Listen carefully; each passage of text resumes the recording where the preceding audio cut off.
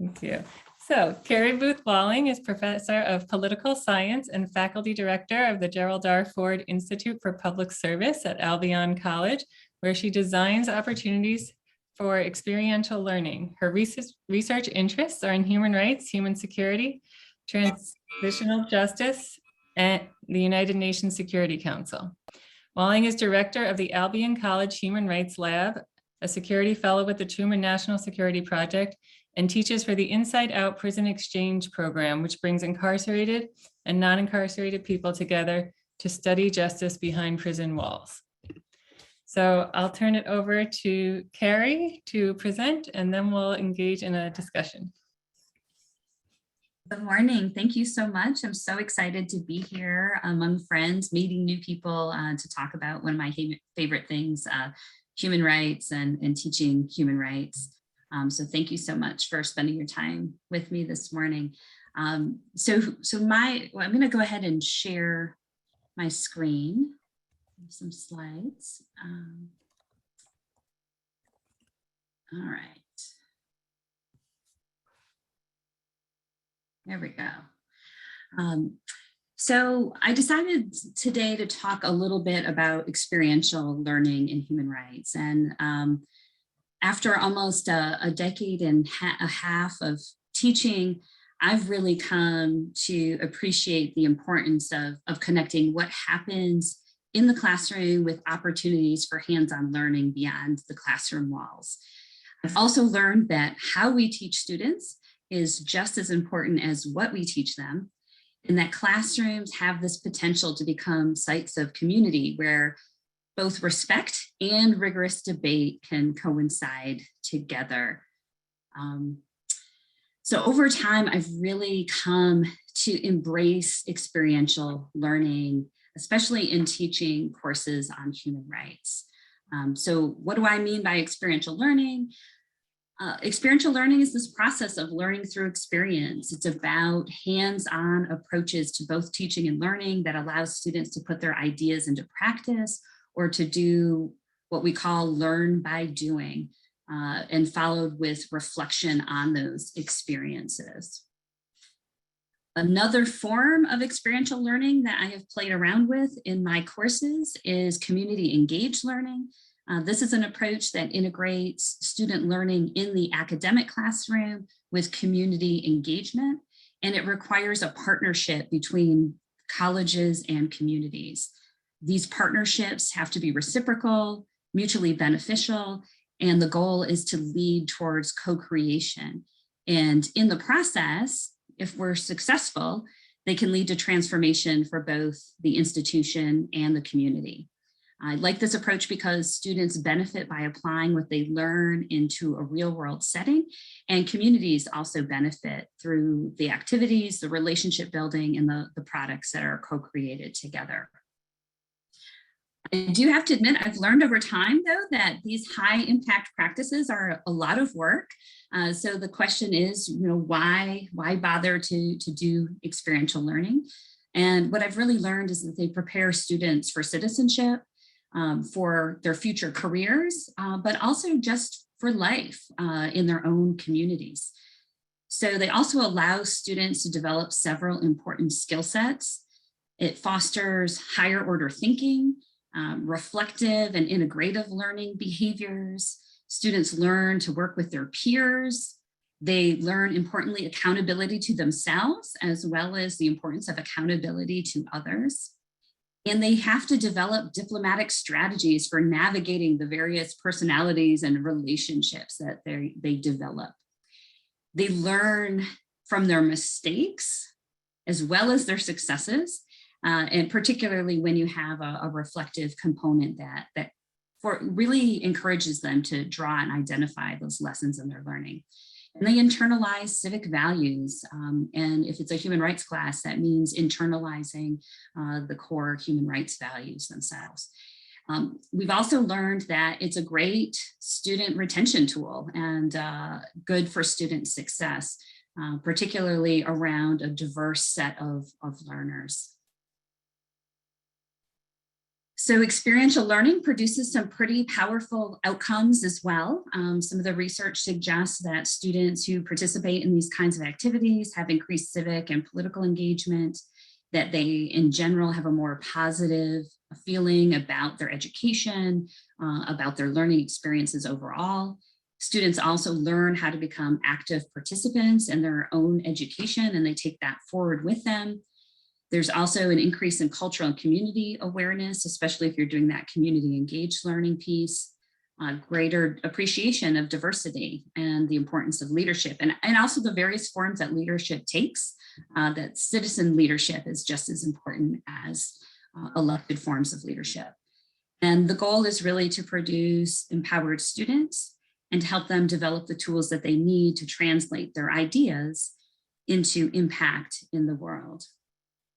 So experiential learning is powerful on its own. I think it's particularly transformative when it's paired with the content of human rights, because it engages students in living and practicing human rights and not just studying it. And so my observations about the power of experiential learning comes from 3 different approaches that I have taken in my own classes. As Sandra mentioned at the outset, I participate in the Inside Out Prison Exchange Program. This is an experiential learning opportunity where I'm taking my undergraduate students into a state correctional facility for a human rights course that includes incarcerated men as student peers in the classroom. I've also taken a community engaged learning approach.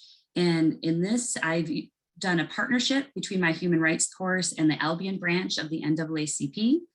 And the goal is to encourage students and their community partners to explore connections between human rights ideas and human rights practice, and how the local and global norms each shape each other. So the goal in this version of the course is to have students and community members develop together equitable, rights-based policy ideas that shape the Albion community.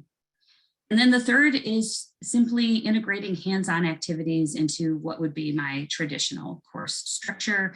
This has included having students develop a campus-wide human rights education or advocacy event to do all the from idea to implementation and learn and put those steps into practice.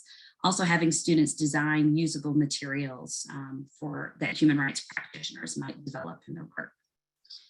So it's an invitation really to live human rights and engage in human rights inspired change in really small ways, but important ways before they earn a degree, to kind of really break through the idea that you don't have to have certain qualifications in order to work to make your community better and to increase access to justice and rights. And just to give 2 quick illustrations, I can spend the entire semester teaching ideas around transitional justice, but tensions between the difference between restorative justice and retributive justice have an entirely different meaning when that conversation takes place behind prison walls and includes people who've been both the authors and the victims of crime in that same conversation. And I can assign students to read about deep social and racial divisions that divide our society and how it privileges some groups and not others. But when students have to be patted down to enter a classroom, or when they collaborate with members of the NAACP who were born without the right to vote, they start to really get it in a new and important way that they don't just pick up on from reading it. So I've identified 3 key elements for a successful student-centered human rights classroom. So however I teach human rights, whether it's that experiential learning example, that community engaged example, or a more traditional class that has these kinds of assignments woven in, that I found that all 3 of these elements are really important. And I have integrated these lessons into my book, Human Rights and Justice for All, which I envision as being a complementary, hands-on source for a diverse audience of students. So I start with telling stories about human rights defenders. I integrate case studies, especially those that relate directly to our students' lives. And then I equip students with tools so they can put those ideas in practice. So I start with defenders. The reason I do this is I think it's really important to focus attention on the people who believe that a better world is possible, because this instills our students with hope in the possibility of change and that a more just and equitable future is possible, particularly at a moment where it really feels quite impossible. I also like to start with defenders because it emphasizes human agency. It shows that how rights have to be claimed, they have to be struggled for, and then sometimes they get realized. Defenders are also ordinary people who engage in action with extraordinary result, right? So ordinary people doing extraordinary things. They make important individual decisions, but they also work collaboratively with other defenders and through organizations. And so this helps students start to realize that human rights change is a social enterprise and not something that just specially anointed people do. It is important that students see defenders coming from all backgrounds and experiences so that they can see themselves represented in that space. I also think that focusing on defenders help us move students towards an empowerment model of human rights rather than a savior model of human rights, because they start to learn that knowledge comes from a variety of places, and it encourages them to listen to the voices of those who are most affected by human wrongs as part of their own journey to starting to think about human rights. So I highlight defenders and their stories throughout the book. I think we need inspiring stories. I know I need inspiring stories. I definitely know my students need them. And that human rights has to be about hope and joy and possibility as much as it is about violations and struggle and pain. So I hope that through this, students start to see themselves as capable and as defenders in the making in their own communities. So then my second recommendation is to use a case study approach, which I do throughout the book as well. Human rights issues are all around us. And so the goal is to get students to look closely so that they can find them in their neighborhoods, on their college campus, and in their closets. Cases invite us to study the struggle of human rights up close and in context, and it allows us to develop this deeper understanding and to draw conclusions about their meaning. So frequently, my students imagine human rights as belonging to other people in other places, and they don't always consider how they relate to their own lives and experiences. And so case studies that emphasize local global connection foster creativity by encouraging students to challenge the silos and the borders between domestic and international, which I'm particularly interested in. So the book includes cases from the developed and the developing world, from democracies and non-democracies, and with the United States as rights violator and not simply as a rights proponent. And so it was very intentional in the selection of these cases. I believe that by teaching human rights focused on places like Flint and Minneapolis, alongside Xinjiang and Mount Sinjar, we invite students to consider how human rights apply to their lives and their lives of their neighbors as much as they do to other people in other places. So I'll give you an example from the Flint water crisis. I use this to illustrate the local implementation of global human rights norms, but also the reverse, how local practices contribute and shape global norms. And I also use the Flint case to introduce the concept of negative interdependence, the idea that the insecurity of some rights make other rights insecure. So in Flint, the violation of political participation rights of citizens led to the violation of the right to water, which in turn threatened rights to life, health, and an adequate standard of living. By looking at the Flint crisis through a human rights framework, students learn how to apply that same rights framework to local rights problems and begin to think about or explore how human rights might become a tool for change. We also, for example, in the book, look at the murder of George Floyd in Minneapolis, and in the same way encourages students to look for rights issues in their communities. So how this is played out in my class The course that I did with the Albion NAACP as partners, students selected local cases in collaboration with their community partners. They chose to study systemic racism in law enforcement and racial disparities revealed by COVID-19 in the areas of K-12 education and access to healthcare. And so then the student groups, after studying cases in the text, were able to do this analytical framework within their own cases. So my third recommendation is to teach students how to apply these ideas in practice.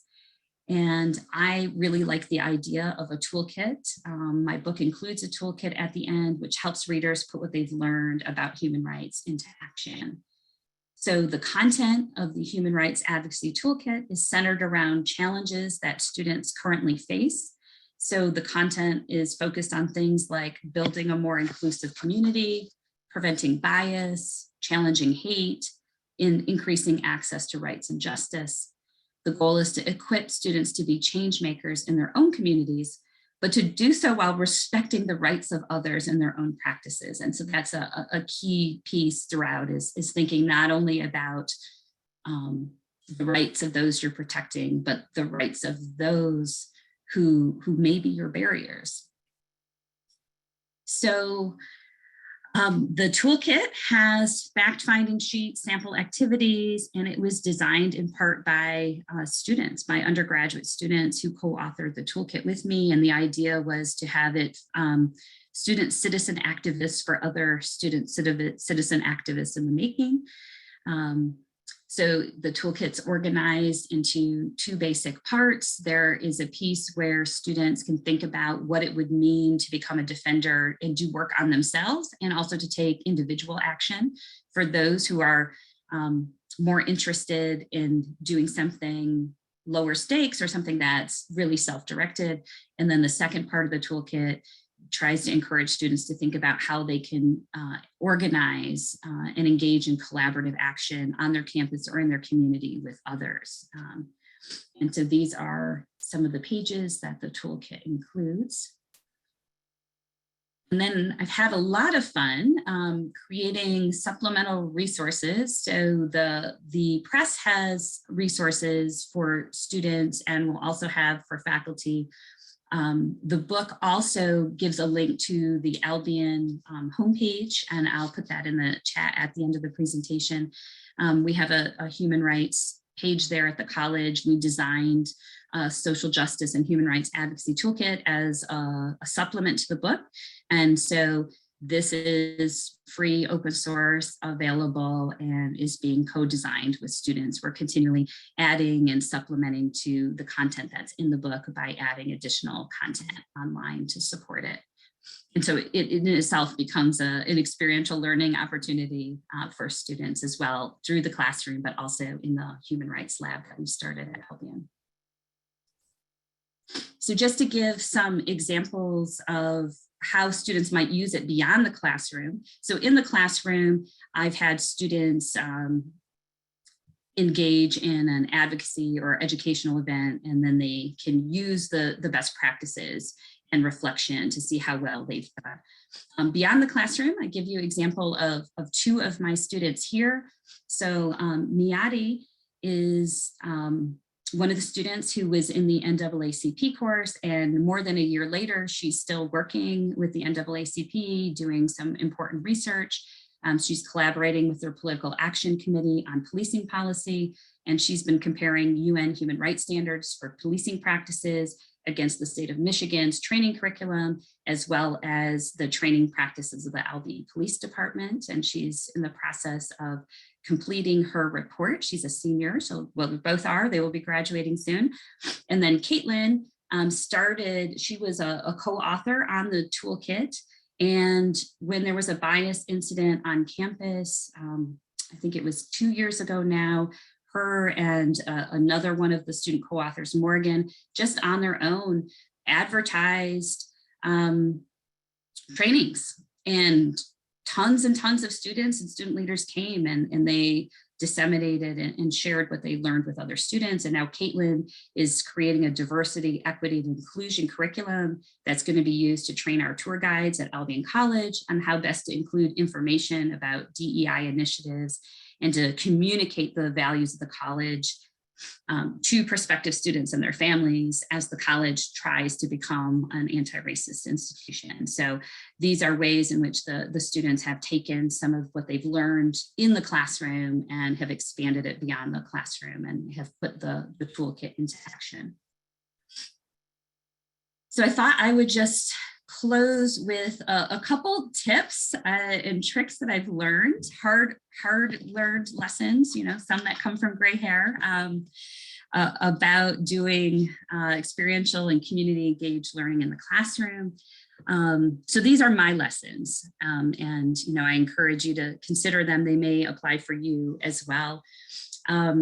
So the first is that I try to embrace an empowerment model in my own syllabus and teaching. If I'm saying that I want students to engage in an empowerment model of human rights, I have to think about what does that mean for how I create the course.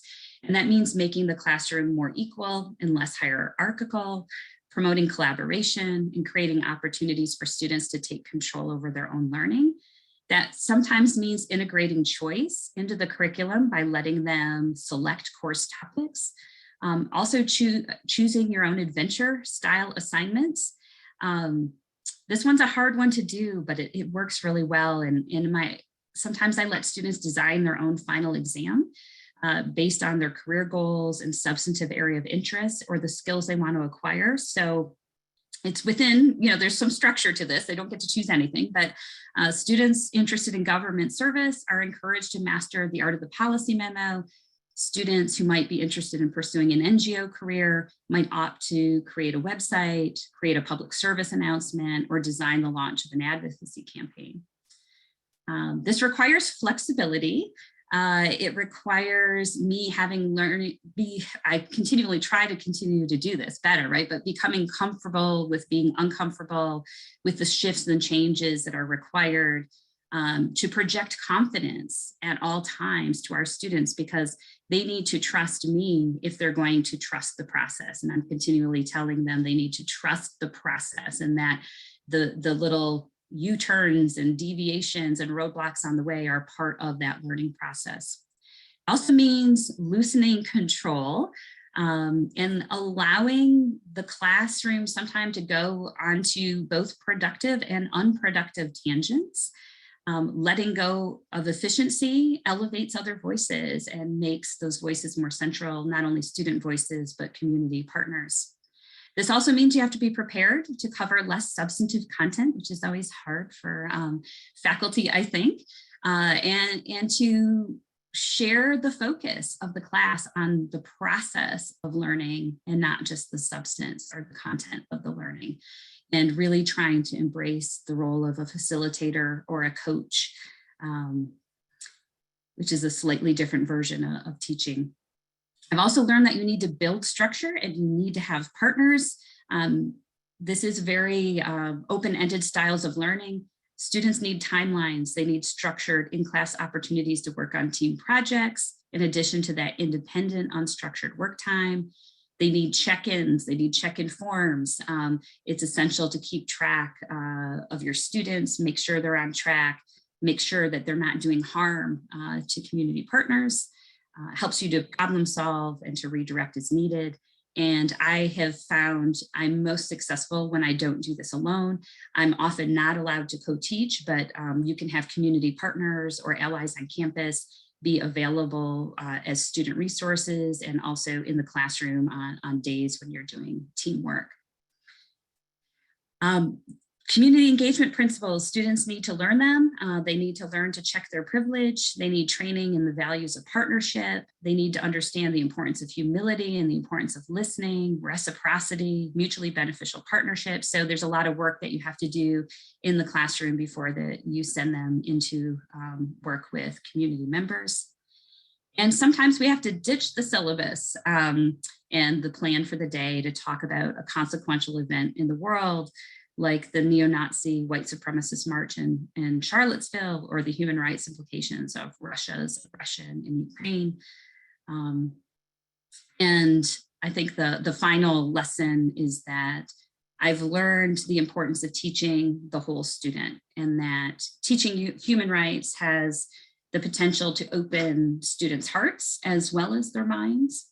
And that I've come to believe that I need to strive to teach the entire student, not just their brains. And at the end of the day, students are going to remember more about how our human rights courses make them feel about human rights, and not just the content that they learn within them.